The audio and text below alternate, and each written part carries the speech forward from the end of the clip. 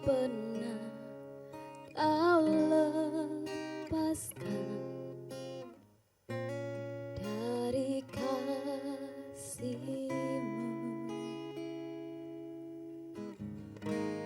Lewat lembah gelap Kau temani aku. Roh-Mu bekerja selalu untuk kebaikanku.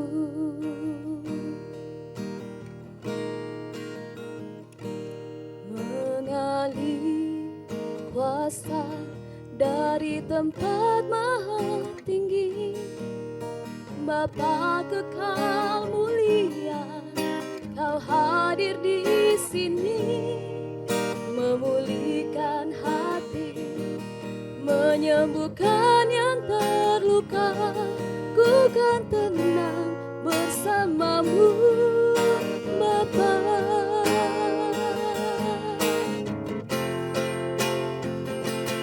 Mengalir kuasa dari tempat maha tinggi, Bapa kekal mulia, Kau hadir di sini, memulihkan hati, menyembuhkan yang terluka. Ku kan tenang bersama-Mu, Bapa. Ku kan tenang bersama-Mu, Bapa. Ku kan tenang bersama-Mu, Bapa.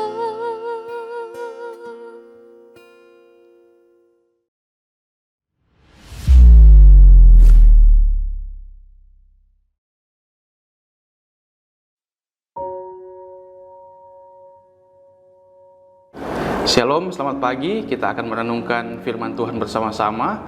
Saya akan bacakan bagian firman Tuhan dari surat 1 Petrus pasal 2 ayat yang kedua. 1 Petrus pasal 2 ayat yang kedua. Saya bacakan. Dan jadilah sama seperti bayi yang baru lahir, yang selalu ingin akan air susu yang murni dan yang rohani, supaya olehnya kamu bertumbuh dan beroleh keselamatan.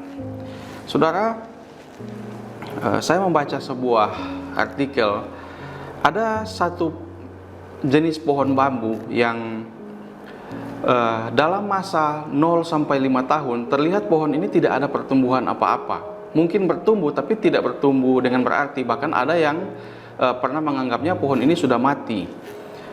Dan apa yang terjadi? Setelah di atas 5 tahun memasuki tahun ke-6, pohon bambu ini bertumbuh dengan cepat sekali. Dan ternyata setelah diteliti, selama 0 sampai 5 tahun itu, pohon bambu ini memang tidak terlihat bertumbuh ke atas, tetapi dia terus bertumbuh, menancapkan akar-akarnya ke dalam. Jadi bertumbuhnya ke dalam, tidak kelihatan, tetapi dia membangun kekuatan di dalam dari akarnya, sehingga di tahun ke-6 dia bertumbuh dengan sangat pesat. Dan walaupun pohon ini ditebang bagian atasnya, dipangkas bagian atasnya, dia tetap akan dengan cepat muncul tunas-tunas baru karena akarnya sudah kuat di dalam. Nah, saudara, pertumbuhan iman kita juga seperti itu. Seharusnya terlihat, walaupun belum terlihat, tetapi dia bertumbuh dengan kuat dari dalam. Pertumbuhan iman itu bukan hanya terlihat karena kita ada di dalam pelayanan di gereja, walaupun itu menjadi salah satu indikator. Ketika kita bertumbuh di dalam iman kita, kita punya kerinduan untuk melayani Tuhan yang terlihat di gereja atau mungkin di luar gereja. Tetapi pertumbuhan iman itu terutama harus tumbuh dulu di dalam hati dan pikiran kita. Walaupun tidak terlihat, tapi letak kekuatannya ada di situ.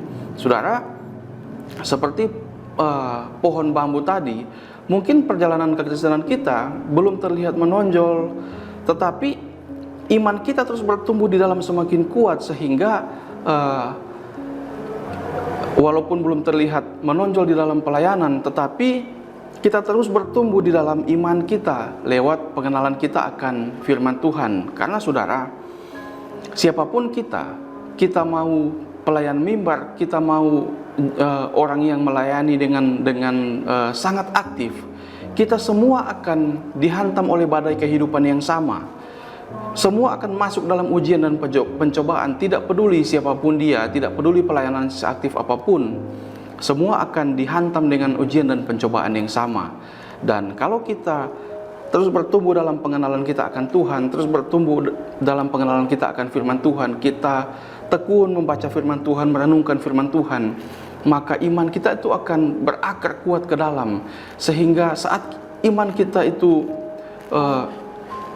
diuji, maka kita akan tetap kuat. Saat masalah pergumulan datang, kita akan tetap kokoh di dalam Tuhan. Saat ada di dalam pelayanan, kita akan jadi berkat, bukan malah merusak pelayanan.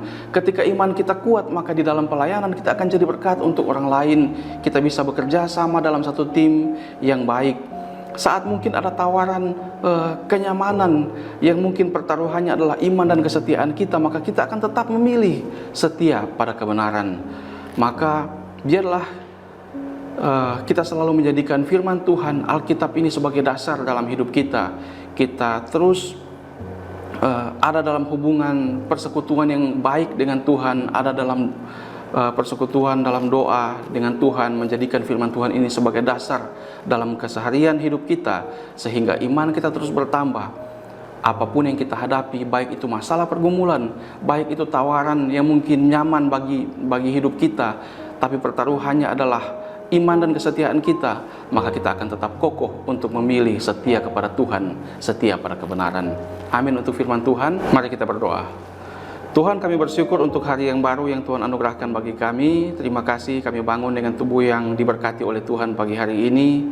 Hamba menyerahkan semua kami ke dalam campur tangan Tuhan, dalam seluruh tugas tanggung jawab yang kami kerjakan. Tuhan yang menolong kami ketika kami bekerja dengan baik. Ketika kami berusaha, kami juga berusaha dengan baik, melakukan pekerjaan-pekerjaan kami dengan jujur, penuh tanggung jawab, sehingga semua yang kami lakukan mempermuliakan Tuhan. Ketika kami ada di sekolah, kuliah, atau apapun yang semua yang kami kerjakan sepanjang hari ini, Tuhan tolong supaya kami kerjakan dengan tanggung jawab, dengan baik, melakukan apa yang Tuhan kehendaki. Terima kasih Tuhan Yesus. Hamba menyerahkan anak-anak-Mu, umat Tuhan, ke dalam campur tangan Tuhan. Yang sakit Tuhan yang memberikan kesembuhan, yang ada dalam masalah pergumulan Tuhan yang memberikan jalan keluar. Terima kasih Tuhan Yesus. Kami menyerahkan hidup kami sepenuhnya kepada Tuhan, karena kami tahu tanpa Tuhan kami tidak bisa berbuat apa-apa, tapi bersama Tuhan kami akan mengerjakan hal-hal yang luar biasa. Tuhan selalu menolong kami, Roh Kudus selalu mengingatkan kami supaya kami selalu ada dalam kehendak Tuhan, kami selalu melakukan hal-hal yang berkenan di hadapan Tuhan. Terima kasih Tuhan Yesus. Dalam nama Yesus kami sudah berdoa. Haleluya. Amin.